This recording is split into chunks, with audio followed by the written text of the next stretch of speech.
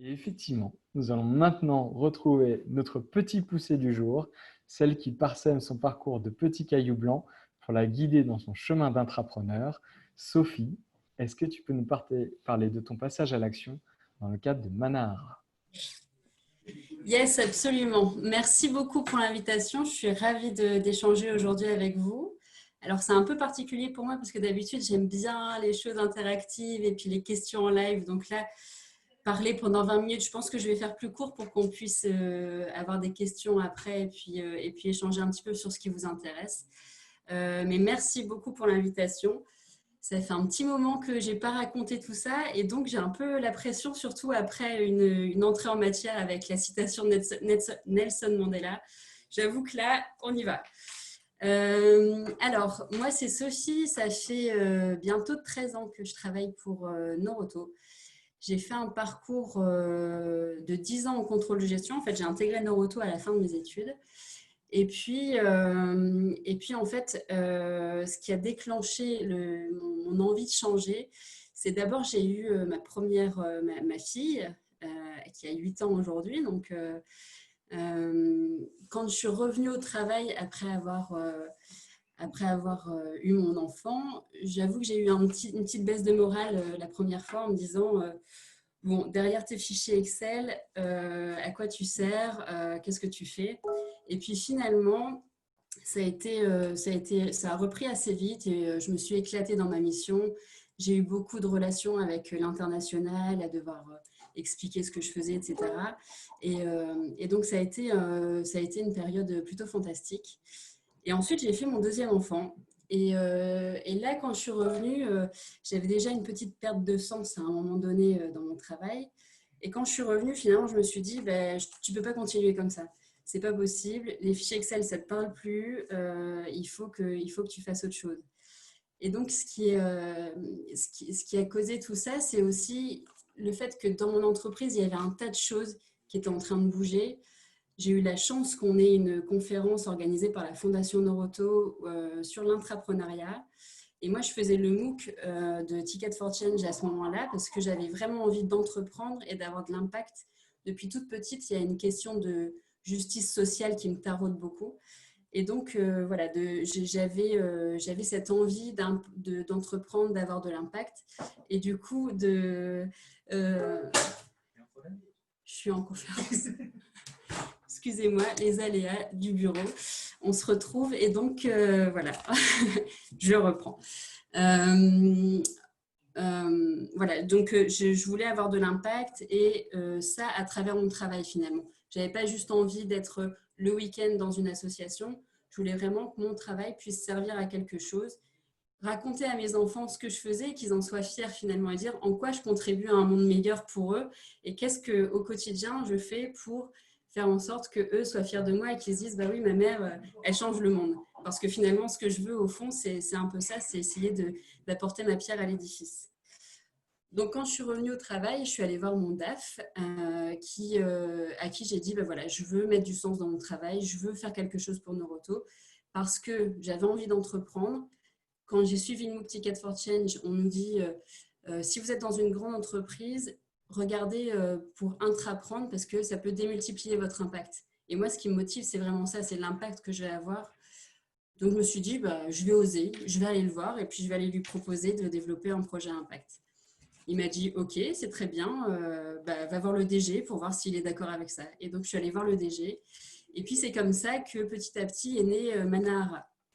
Donc, Manahara, c'est là où je vais avoir besoin de la petite présentation parce que c'est un programme spécifique que j'ai développé du coup au sein de l'entreprise. Un programme solidaire de mobilité et sécurité pour tous. Finalement, c'est un programme de mobilité inclusive qui est né d'une idée plutôt simple, c'est dire que la mobilité, c'est un des premiers facteurs d'employabilité d'une personne.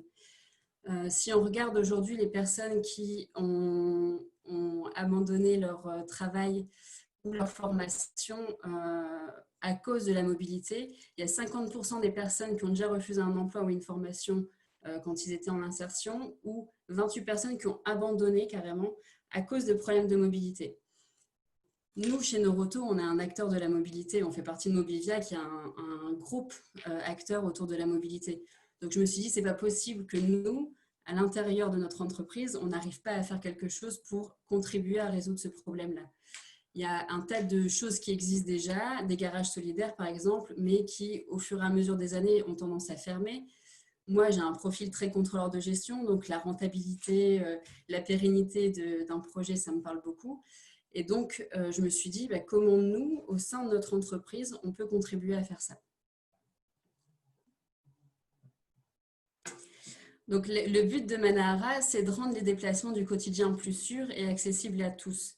Parce que la mobilité est nécessaire à chacun, parce que les alternatives à la voiture, ce n'est pas toujours possible. On parle beaucoup de mobilité durable, beaucoup de vélos, assistance électrique, de vélos tout court, de transport en commun, sauf que pour pas mal de personnes, la voiture reste le premier moyen de se rendre au travail. Quand on habite en ruralité, il n'y a pas toujours les transports en commun, on ne peut pas toujours prendre son vélo pour aller au travail. Et donc, ça reste un élément essentiel, mais ça reste très coûteux. Une voiture, c'est un budget assez conséquent sur une année. Et donc, du coup, voilà, notre mission avec Manahara, c'est de favoriser le retour ou le maintien dans l'emploi parce qu'on sait qu'il y a beaucoup de personnes qui travaillent et qui n'ont pas les moyens d'entretenir leur voiture. Finalement, ça se termine aussi par des personnes qui, le matin, téléphonent en disant ma voiture ne démarre pas, je ne peux plus venir travailler. Enfin, voilà, c'est des cercles vicieux qui sont assez récurrents. Donc, l'idée de Manahara, c'était d'accompagner des personnes, mais surtout de ne pas le faire seul. Donc, on a des partenaires qui, eux, sont au contact de bénéficiaires à longueur de journée. Donc, on a des assistantes sociales, des entreprises d'insertion, des entreprises tout court, et qui, eux, vont pouvoir nous amener les personnes qui ont besoin d'une aide sur l'entretien et la réparation de leur voiture. Concrètement, Manahara, c'est un diagnostic gratuit du véhicule dans un centre Noroto aujourd'hui, et une réduction qui va jusqu'à 40% sur le montant des prestations qui sont réalisées. Donc, l'année dernière, on a fait 500 bénéficiaires. Là, on est à un peu plus de 1000 cette année. Voilà, ça a commencé tout petit autour de Lille parce que j'habite à Lille et que le siège de Noroto est à Lille. Donc, on a commencé ici avec quelques associations partenaires. Et puis, depuis le mois de juillet 2019, on est sur toute la France. Et là, on se développe sur toute la France. On a eu 4 gros partenaires qui nous ont permis de nous déployer. Et maintenant, on refait des petits partenariats locaux pour retrouver un maillage local plus important. Pour bénéficier de Manahara, il y a une condition, en fait, c'est d'avoir un quotient familial inférieur à 750 €. Ça, je l'ai décidé parce que j'ai pris des choses qui existaient déjà. Et donc, Transpol ici à Lille, qui est le réseau de services de transport en commun, fait sa tarification sociale avec ce critère-là. Donc, je l'ai repris en me disant si ça fonctionne ailleurs, ça va fonctionner pour nous. Et donc, aujourd'hui, on est en train de revoir, on discute avec beaucoup d'autres acteurs, notamment Renault Mobilise aussi, qui sont en train de redéfinir leurs critères. Ou être prescrit par un partenaire de Manahara qui nous assure que la personne a besoin d'un coup de pouce sur sa mobilité. Donc, voilà ce que c'est Manahara. J'espère que c'est clair, mais c'était important pour moi de revenir sur ce que c'était parce que ce n'est pas forcément toujours très simple à expliquer. Moi, je baigne dans le monde automobile et Noroto. Ce n'est pas le cas de tout le monde, je comprends bien. donc, voilà. Simplement, au début, ça, c'est ce que c'est Manahara aujourd'hui. Au début, Manahara, ce n'était pas vraiment ça. Moi, quand j'ai commencé à proposer l'idée, j'ai dit à mon DG, voilà, je veux faire un modèle à impact au sein de l'entreprise. J'avais quelques idées. J'avais notamment l'idée d'un atelier mobile solidaire. Et parce que j'avais travaillé sur le modèle de... Ça, j'y reviendrai après s'il y a des questions. Voilà. J'avais travaillé sur le modèle de l'atelier mobile pour Noroto. Et moi, je me suis dit, c'est super pour aller à la rencontre des gens et puis aller parler de leur mobilité. Donc, je veux faire un atelier mobile solidaire. Et donc, au début, voilà, ça, c'est les débuts de Manahara. Là, c'est moi qui suis devant le pneu parce qu'en fait, je me suis vite retrouvée confrontée au fait que aller à la rencontre des gens, il me fallait un technicien avec moi et que quand il y avait trop de monde ou un absent en magasin, en centre Noroto, et je me retrouvais toute seule. Donc, je me suis formée au diagnostic. Moi qui ne connais rien à la voiture, maintenant, je m'y connais un peu plus. Je me suis formée au diagnostic et puis je suis allée faire moi-même finalement des diagnostics et discuter de la mobilité avec les gens. Et ça a été le tout début de Manahara finalement. Ça a été me dire, OK, de toute façon, il faut commencer quelque part. Donc, j'ai eu un partenaire. J'avais un centre partenaire pour lui dire, quand j'ai une voiture avec des problèmes, je te l'envoie. Donc, c'est le centre de Ronde qui est juste à côté de chez moi et du siège de Noroto. Et donc, j'ai tout fait en fait avec des personnes de confiance comme ça, en me disant, voilà, je fais un premier diagnostic, je discute du problème et je te l'envoie une fois que moi, je suis plus capable de faire quoi que ce soit. Et en fait, c'est vraiment comme ça que Manahara a commencé. Et puis après, j'ai bidouillé, j'ai fait pas mal de choses sans rien dire à personne parce que c'est comme ça qu'il faut avancer aussi. Hein, c'est de temps en temps essayer de passer entre les mailles du filet. Et donc, aujourd'hui, finalement, Manahara, il n'y a plus du tout d'atelier mobile parce que moi, il me fallait plein de personnes. Si je voulais déployer dans toute la France, ça veut dire qu'il fallait des ateliers mobiles dans toute la France. C'était absolument impossible. Et puis, voilà, aujourd'hui, tous les centres Noroto en France sont partenaires de Manahara. On fait des réparations dans toutes nos succursales. Et c'est même en train de se développer dans d'autres pays. Là, c'est la fierté du jour, et ça, je vous le partage parce que c'est officiel depuis hier. C'est que, voilà, en Allemagne, ils vont commencer aussi à faire un programme Manahara, alors qui est adapté chez eux. Mais voilà, ça commence à faire des petits et vraiment, alors vous voyez, effectivement, j'ai commencé en 2016 à avoir l'idée du projet. On est en 2020. Il faut savoir être patient, mais voilà, ça paye. Et puis, on sent qu'il y a un réel engouement, que les gens ont compris qu'il y avait un modèle derrière et puis qu'on apportait surtout de l'impact et des solutions à nos bénéficiaires. Et voilà, ça commence à se développer un peu partout. Donc ça c'est super chouette. Par contre, entre le moment où je me suis dit, OK, Sophie, alors je suis bon, on peut enlever peut-être ma photo, hein. Mais parce que bon, c'est bien beau de me voir faire la maline devant des pneus, mais c'est pas ce qui me caractérise le mieux. Voilà, entre le moment où je me suis dit, OK, je vais développer Manahara et le moment où j'ai commencé à le faire, en fait, j'en ai parlé, j'ai demandé à avoir un peu de temps libre dans mon temps de travail pour étudier le projet. Et donc, j'en ai parlé à notre incubateur de start-up qui est Car Studio. Et j'ai eu 20% de mon temps dégagé pour travailler le modèle de Manahara et comment j'allais mettre en place le test. Donc finalement, 20%, c'est une journée de travail. J'avais une journée de travail par semaine dédiée à l'établissement d'un modèle pour pouvoir passer ensuite en conseil d'administration, leur présenter un projet bien ficelé. Et comme j'étais contrôleur de gestion, je me suis dit, finalement, je ne vais pas leur présenter de modèle économique, je ne vais pas leur présenter de business plan, parce que ça, je sais faire. Voilà, je sais inventer plein de chiffres, je sais faire plein de fichiers Excel et vendre du rêve et qui ne se réalise pas toujours derrière. Et surtout, en fait, j'avais besoin que moi, le sujet que j'apportais avec Manahara, c'était l'impact qu'on allait avoir. C'était vraiment la réponse à un besoin. Avant de commencer, je suis allée discuter avec plein de gens, plein de bénéficiaires qui avaient des problèmes de mobilité pour réellement comprendre ce qu'il leur fallait. Typiquement, quand je suis arrivée avec mon atelier mobile, ils m'ont dit, nous, si vous nous envoyez chez Noroto directement, on ira. Je me suis dit, bon, ok, en fait, mon atelier mobile ne sert pas à grand-chose. Donc voilà, c'est aussi comme ça que j'ai appris et que j'ai pu changer le modèle et que j'ai fait que des choses qui n'ont rien coûté à l'entreprise au début parce que je ne voulais absolument pas que le projet commence par coûter de l'argent. Je voulais surtout que le projet apporte un nouveau modèle, une nouvelle solution au sein de l'entreprise. Et donc, je suis passée en conseil d'administration avec mon projet, après avoir fait les premiers tests, l'atelier mobile qui n'a pas fonctionné, après avoir bien discuté avec les bénéficiaires, avec les centres, pour savoir aussi comment un bénéficiaire Manahara qui arrive en centre va pouvoir faire les prestations. Et sans que ça rajoute quoi que ce soit comme charge à nos collaborateurs, parce que le but, ce n'était pas que pour eux, ça crée une usine à gaz. Donc j'ai beaucoup discuté, je suis arrivée avec un modèle, ils m'ont dit « Ok, c'est bon Sophie, tu passes à temps plein sur ton projet et tu développes ». Et en fait, le premier jour où je suis arrivée au sein de l'incubateur et j'étais à temps plein, j'avais eu ce que je voulais, j'étais contente. Et là, je me suis dit « Mais qu'est-ce que je vais faire en fait? Par où je commence quoi ?» Et ça a été... je crois, un de mes plus grands moments de solitude parce que j'étais perdue, j'étais seule. Alors, j'avais les personnes de l'incubateur qui pouvaient m'aider, mais vraiment, je ne savais pas du tout par où commencer. Et donc finalement, j'ai commencé par en discuter avec des gens, à leur dire, avec d'autres intrapreneurs. J'ai notamment beaucoup contacté Nicolas Cordier de Leroy Merlin pour savoir comment lui, il avait fait au début. Pour commencer, pour faire les premiers pas et rendre la chose concrète finalement, parce que j'avais fait mon test, c'était concret, et là il fallait que je le fasse réellement version scalable. Et du coup, je ne savais pas par où commencer. Donc, c'est en discutant beaucoup avec les gens, en prenant leurs conseils, que j'ai réussi à développer tout ça. En écoutant beaucoup mes collègues aussi, parce que forcément, la force d'une entreprise comme la nôtre, c'est d'avoir plein de collègues autour de nous qui sont prêts à nous donner leurs idées et puis à nous aider à avancer.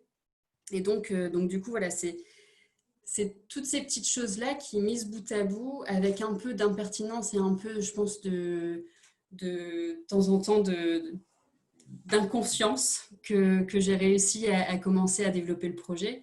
Et en fait, même l'intégration, donc c'est en octobre 2018 que le projet a été réintégré à Noroto France. Avant, il était au sein de l'incubateur de start-up. Il a été réintégré à la marque Noroto en octobre 2018. Et même ça a été finalement, j'ai bataillé pendant un moment à dire il faut réintégrer le projet parce que je l'ai fait pour Noroto et que c'est comme ça qu'il va marcher. Moi, je ne me voyais pas du tout avec un truc à côté. Économiquement, c'était pas viable. Et donc, du coup, ça n'apportait plus d'impact pour mes bénéficiaires, puisque forcément, si je voulais qu'ils soient pérennes, il fallait que ça soit viable. Et en fait, j'ai bataillé pendant longtemps jusqu'au moment où j'ai fait rencontrer une personne externe au projet, une association donc, qui s'appelle WeMove et qui aide des bénéficiaires, qui aide des personnes en difficulté sur leur mobilité. Je l'ai fait rencontrer à mon DG et c'est là qu'il a compris pourquoi, depuis le départ, je voulais faire ça.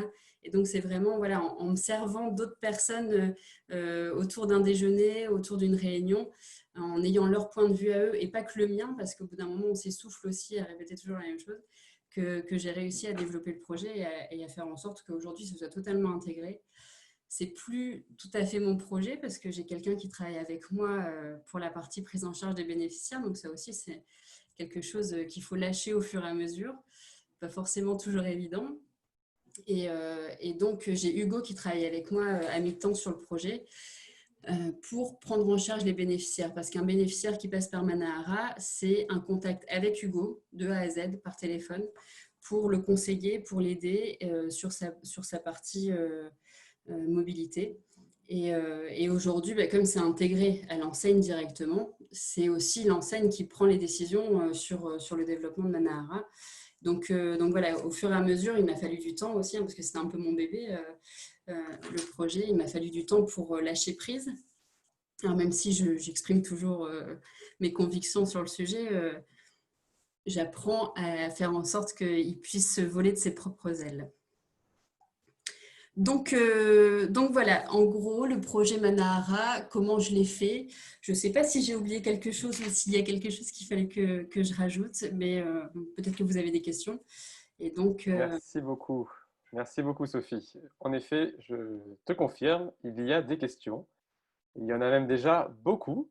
Et donc, je vous invite à tous prendre un petit temps pour réfléchir à ajouter une question si vous le souhaitez, mais surtout à découvrir déjà les questions qui ont été posées. Il y en a beaucoup. Et ajouter des petits cœurs pour qu'on puisse poser les questions qui vous intéressent le plus.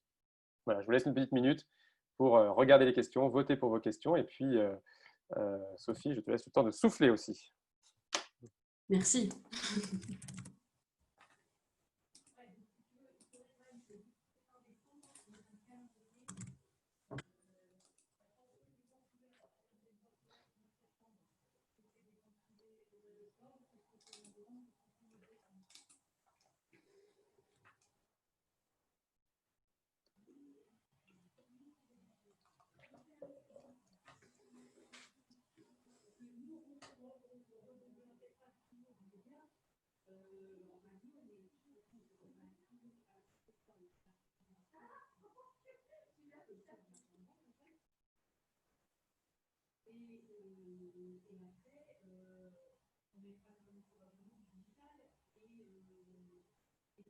Super. Et donc, on en a des questions. Sophie, tiens-toi prête. Super. Je vois que vous votez pour les questions. C'est top.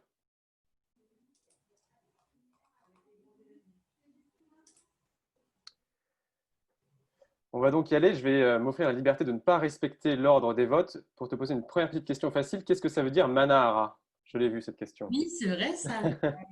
Manahara, ça veut dire route solidaire. C'est ma propre traduction en maori.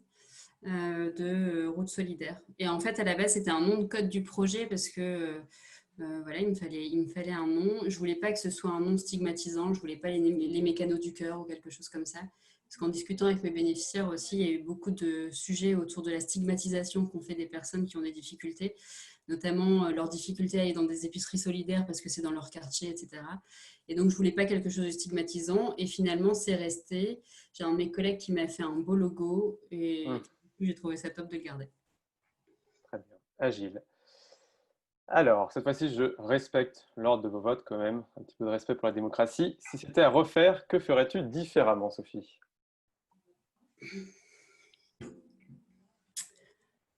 Probablement pas grand-chose. A posteriori, il y a plein de choses où on se dit, bah oui, ça c'était inutile, mais ça m'a aidé à avancer et faire des erreurs, ça m'a aidé à être plus performante par la suite. Et donc,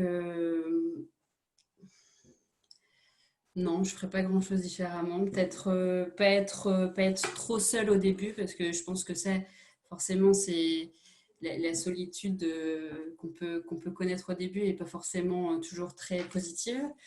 Mais, mais voilà, je ne referai pas grand-chose différemment. Tu regardes devant. Ouais, il faut. Super. Quels arguments t'ont permis de convaincre ton entreprise et surtout de te libérer du temps au début du projet? Alors en fait, j'ai vu une question parce que je suis allée vite fait tricher sur Klaxon là, entre deux, pendant que je soufflais, en disant la proximité avec votre DG, est-ce que ça a été quelque chose de favorable au projet? Forcément, moi ça faisait 10 ans que j'étais en contrôle de gestion, j'étais sur un poste qui me permettait d'être plus proche des gens de la direction et donc je le connaissais, il me connaissait aussi parce que c'est lui qui m'avait recruté notamment. Donc ça a forcément permis la confiance qu'ils avaient en moi sur mon poste avant. Ça a permis de faire en sorte que mes arguments aient plus de poids.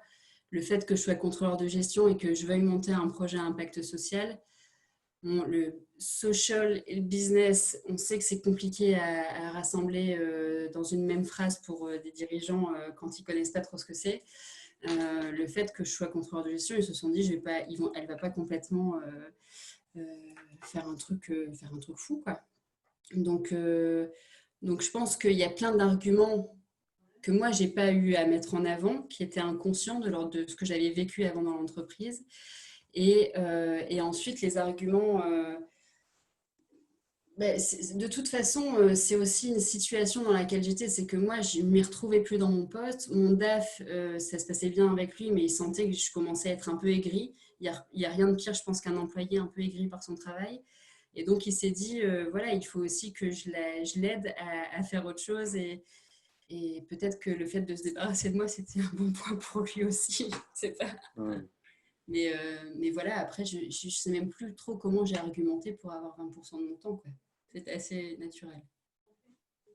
Ça marche. Et donc, sujet qui fait le lien directement avec le contrôle de gestion. Quel est le business model du projet? Ou en tout cas, voilà, qu'est-ce que ça apporte comme valeur à l'entreprise? Alors, sur la partie business model, effectivement, ce que je vous disais, c'est que le garage solidaire, quand il fait que du solidaire, c'est compliqué pour lui de continuer à vivre au-delà de 2-3 ans parce qu'il a besoin des subventions pour continuer. Et au bout de 2-3 ans, les subventions s'arrêtent. Dans une entreprise comme la nôtre où on n'a pas besoin de subventions pour vivre, on n'en a pas de toute façon, mais on a une marge, on a un résultat qui est déjà là. Faire un programme à impact au sein d'une grande entreprise, ça reste quelque chose qui est à côté. Demain, on ne fera pas 100% Manahara chez Noroto, sinon on est pareil que les autres, on va finir par mourir. Donc c'est un client additionnel, et donc quand c'est un client additionnel, on ne met pas les mêmes coûts en face. Ce qui fait qu'effectivement, on peut aller jusqu'à 40%. J'ai vu une question en disant, moins 40%, c'est de la vente à perte. On peut aller jusqu'à 40%. On ne va pas toujours jusqu'à 40%. Ça dépend du produit, ça dépend de la prestation, ça dépend de plein de choses, en fait. Ça, c'est un boulot très contrôleur de gestion. Je peux vous expliquer pendant des heures, mais je ne suis pas sûre que ça intéresse tout le monde. Mais voilà, en tout cas, c'est ça qui fait. C'est le fait que ce soit un projet additionnel et que ce ne soit pas le cœur de métier de notre entreprise qui fait que le projet est rentable. sur la partie financière. Et en fait, il y a plein d'autres impacts. C'est qu'est-ce qu'on améliore dans la vie des gens. Un client qui est un bénéficiaire Manahara qui revient après en tant que client, bah forcément, c'est de la conquête client. Ça se valorise aussi, ça, dans une entreprise. Et puis, et du coup, voilà, il y a un tas de choses derrière qui sont valorisables. Aujourd'hui, pour la marque Noroto, par exemple, rien que le fait de vous en parler, bah, c'est valorisant aussi. Donc, il y a plein de choses derrière qu'on peut mettre. Ouais. D'autres apports que le cash flow à 6 mois. Voilà, il faut être sûr qu'on ne va pas faire n'importe quoi, mais après, il y a plein d'autres choses, quoi. D'accord. Et donc, j'imagine, justement, pour s'offrir le luxe d'avoir un projet qui est moins rentable que d'autres dans l'entreprise, comment tu arrives à prouver l'impact du projet? Et donc, ça fait le lien avec la question, comment tu mesures objectivement l'impact du projet? On est encore un peu trop jeune, ça fait 1 an et demi qu'on est en route. Donc, mesurer l'impact social, c'est compliqué parce qu'on n'a pas encore eu assez de bénéficiaires pour dire que ce soit vraiment représentatif. Mais ça, il y a plein de manières de faire. Typiquement, là-dessus, je ne suis pas la meilleure. Et donc, je suis allée voir Renault Mobilise, qui a un programme aussi de prestations solidaires, avec aussi la Dacia solidaire, etc. Je discute beaucoup avec François Rouvier de tout ça, qui est bien plus avancé que moi et qui, par exemple, c'est aussi une des personnes qui m'a aidée dès le départ à un événement Corporate for Change, d'ailleurs.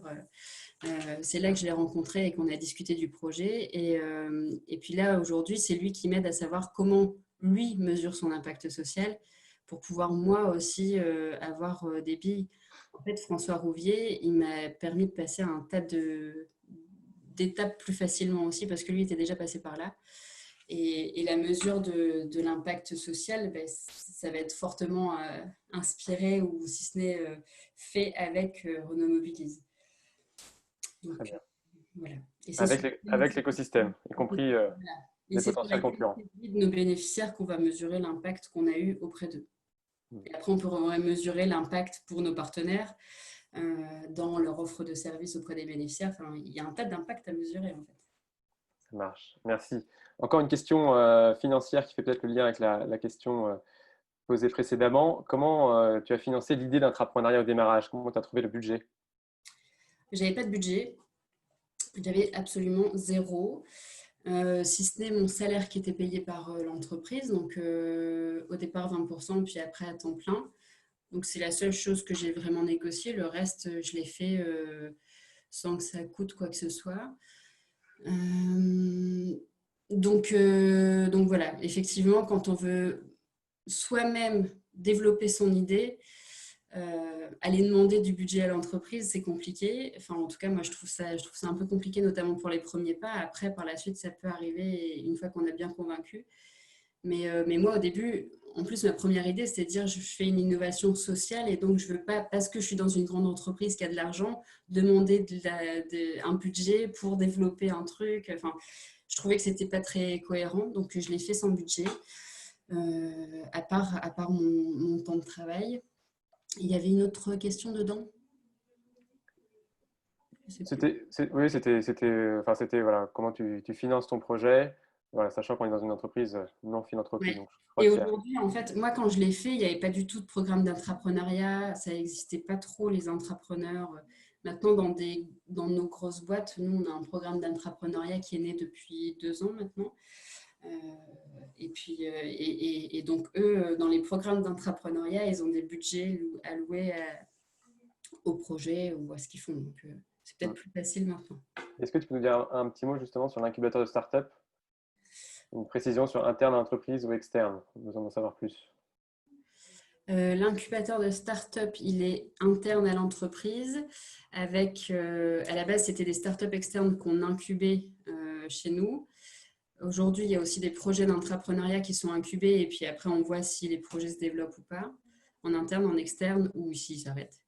Ça, il s'appelle Scar Studio et c'est l'incubateur qui est lié à la partie automobiliste. Et chez Mobivia, on a Via Idée aussi, qui est un incubateur de start-up pour les nouvelles mobilités. Et là, ils incubent des startups externes uniquement. Ça répond à la question? Oui, tout à fait. Quel est ton prochain challenge? Mon prochain challenge, il y en a plusieurs. C'est déjà le fait de continuer à bien développer en France. Et puis, ce que je vous disais, c'est que j'ai développé en France avec 4 gros partenaires. Donc, WeMove, qui est une plateforme de mobilité, l'ADI, un organisme de microcrédit, le réseau des ADMR, qui fait du service à la personne, et Pôle emploi. Ça m'a permis de déployer sur le territoire national parce que du coup, ils sont partout. C'est plus pratique.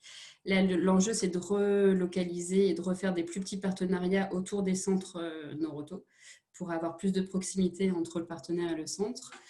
Ça, c'est pour la France. Et puis, de développer davantage le nombre de prestations qu'on fait au sein de Manahara.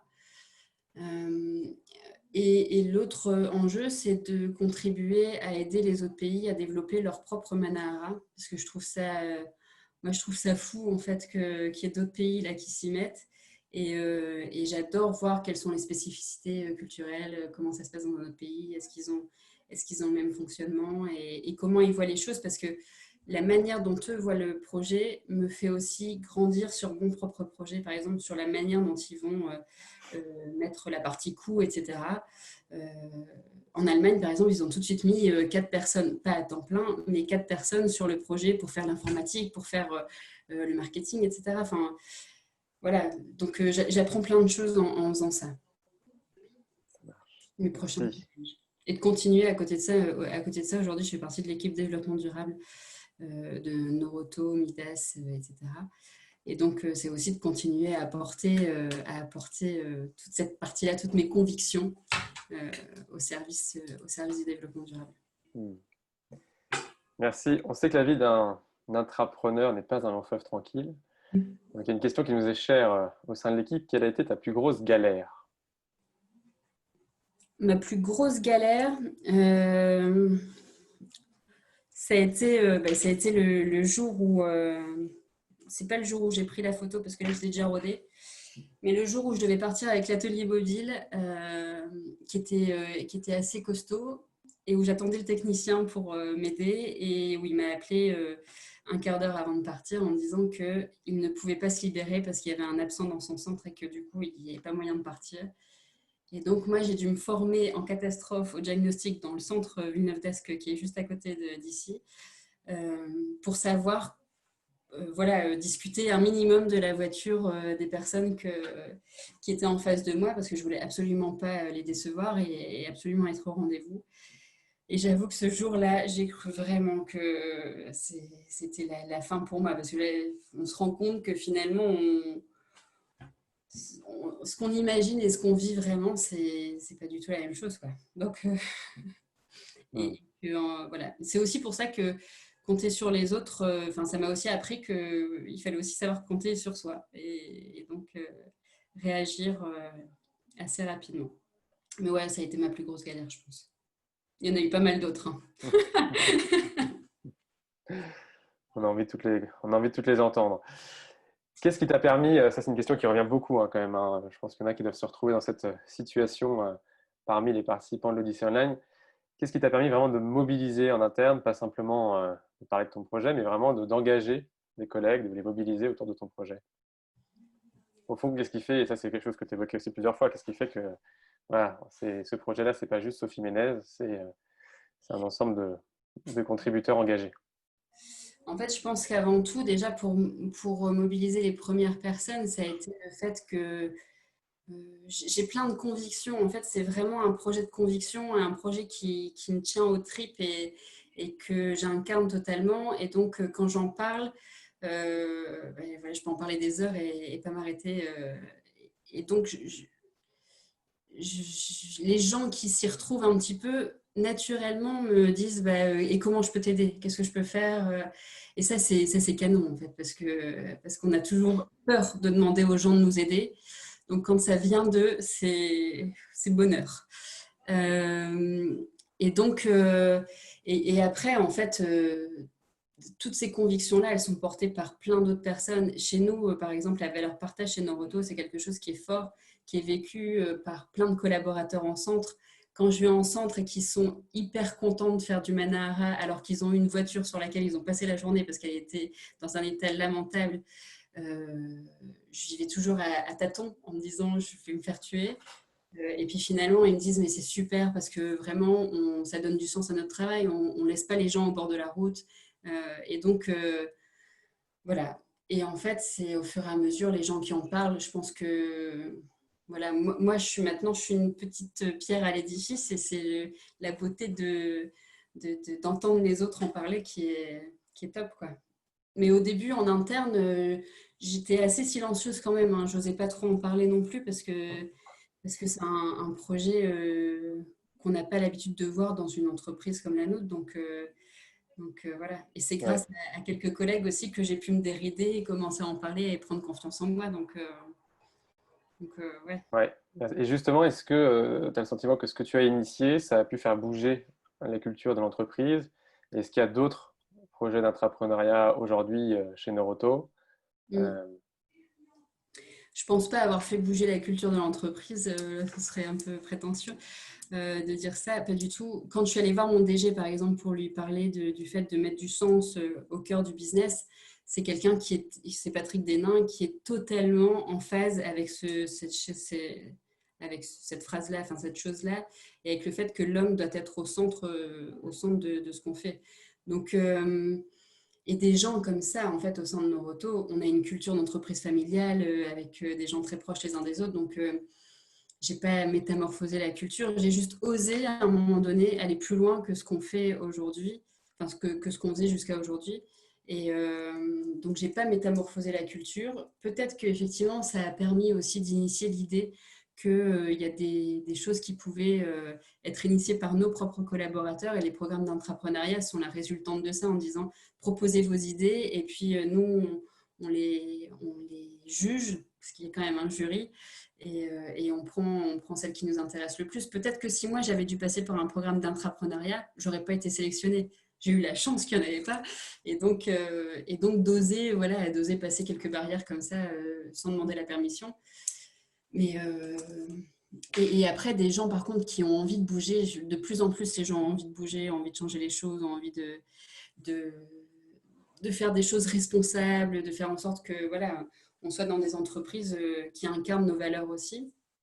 Et donc des gens qui bougent, il y en a plein partout à l'offre, qui ne sont pas forcément intrapreneurs, mais qui ont l'âme d'intrapreneur finalement. Moi, aujourd'hui, je ne me définis plus comme intrapreneur parce que je fais d'autres choses à côté. Mais voilà, rien que le fait d'avoir une idée et de la mettre en place à l'offre, ça arrive tout le temps en fait. Donc, Finalement, c'est faire des premiers pas pour mettre en place ces idées. Je ouais. me permets une dernière question, Sophie, puisque c'est quand même un peu un fil rouge de l'Odyssée Online. Qu'est-ce qui, toi, t'a permis d'être résiliente, de rester motivée dans la durée? Euh, Où est-ce que tu trouves ton énergie? Ouais, mes proches, parce que là, vous me voyez toute souriante, et je pense qu'il y a quelques personnes qui sont en train de me regarder là, derrière leur écran et qui se disent qu'effectivement, il y a eu des hauts et des bas, hein, c'est les montagnes russes. Hein. Donc, il y a des fois où on se dit, ouais, c'est bon, j'ai envie de tout claquer, je vais arrêter parce que de toute façon, j'y arrive pas. Et puis, il y a toujours quelqu'un qui a un petit mot gentil pour dire, mais si, regarde tout ce que tu as fait jusqu'à maintenant. Et en fait, on a besoin des autres, on a besoin de s'entourer et de savoir écouter les autres et de savoir, à un moment donné, se taire et juste écouter les conseils des autres et continuer à avancer. En fait, à chaque fois, je me disais, mais pourquoi t'arrêterais? Si tu continues, qu'est-ce que tu as à perdre? Et donc, moi, j'avais pas grand-chose à perdre, mais j'avais beaucoup à gagner parce que j'avais beaucoup de choses à faire pour les personnes qui, aujourd'hui, sont servies tous les jours par Manahara. Donc, en fait, c'est à ça que je me raccroche, quoi. C'est le pourquoi je l'ai fait. Et voilà. Donc, même si Merci de temps beaucoup, en temps, Sophie. c'est difficile, il faut s'accrocher, il faut continuer. Merci beaucoup, Sophie. Mathieu, je te repasse la main. Merci Jonas, merci beaucoup Sophie pour ces réponses, encore une fois teintées de beaucoup d'humilité et de pragmatisme. On te reconnaît bien là.